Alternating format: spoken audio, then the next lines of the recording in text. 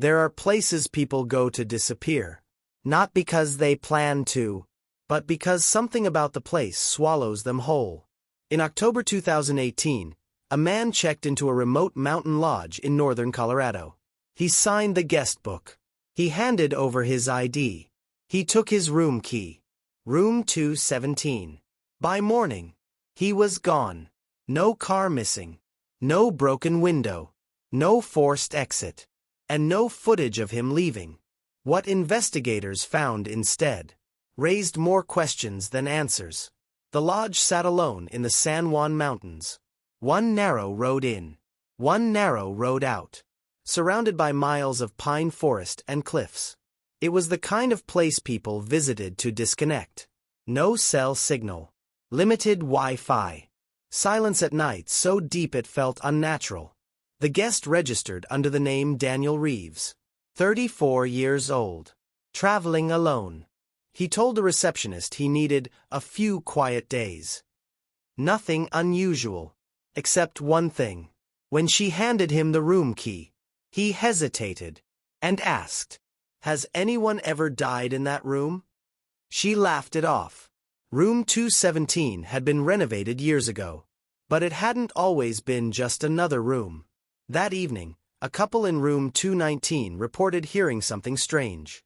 Not loud, not violent, just pacing, back and forth, back and forth. 4 hours. Around 1:12 a.m., security cameras captured Daniel stepping out of his room.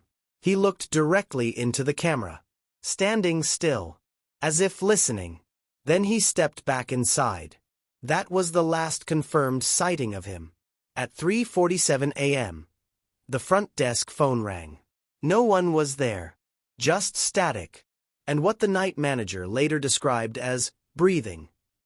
The call came from room 217. The next morning, Daniel didn't check out. Housekeeping knocked. No response. They opened the door. The bed hadn't been slept in. The bathroom was dry. His suitcase was still packed.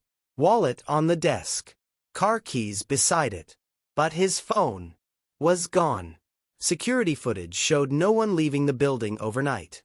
The parking lot camera showed his car untouched. There was no back exit. No broken window. No footprints in the morning frost outside his window. It was as if he had stepped out of existence. Locals had stories. Years before renovation, a hiker died in that same room from unexplained causes. Some said heart failure. Others whispered something else. Guests occasionally requested room changes from 217. Complaints of cold air near the closet, shadows near the door, and the feeling of someone standing behind them.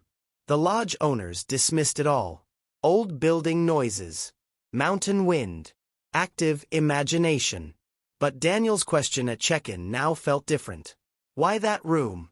Why that question? 3 days after his disappearance, his phone pinged. 27 miles north. Deep inside forest land. Search teams followed the signal. It led to nothing. No footprints. No campsite. No remains. Just trees. And silence. Then the phone shut off permanently. Authorities eventually ruled it a voluntary disappearance. Stress. Mental health. A man who chose to vanish. But his family insists. He had no history of instability. No debt. No reason to run. And he left everything behind. Everything except the phone. There's one detail investigators rarely discuss. When reviewing the hallway footage frame by frame, they noticed something. At 1:12 a.m., when Daniel stepped out of room 217, he wasn't looking at the camera. He was looking at something behind it. Something down the hall. In the footage. For less than half a second, there appears to be movement near the stairwell. A shadow. Too tall to be a guest. Too still to be staff. Officials say it's compression glitching. A digital artifact. But no one can explain why Daniel stepped backward into his room. As if something had stepped forward. Room 217 is still open for guests.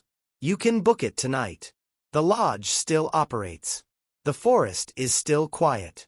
And sometimes, guests in room 219 still report hearing pacing. Back and forth. Back and forth. The official conclusion says Daniel Reeves chose to disappear. But if that's true, why did he leave everything behind? And who, or what, called the front desk at 3:47 a.m.? Some journeys end quietly. Others never really end at all.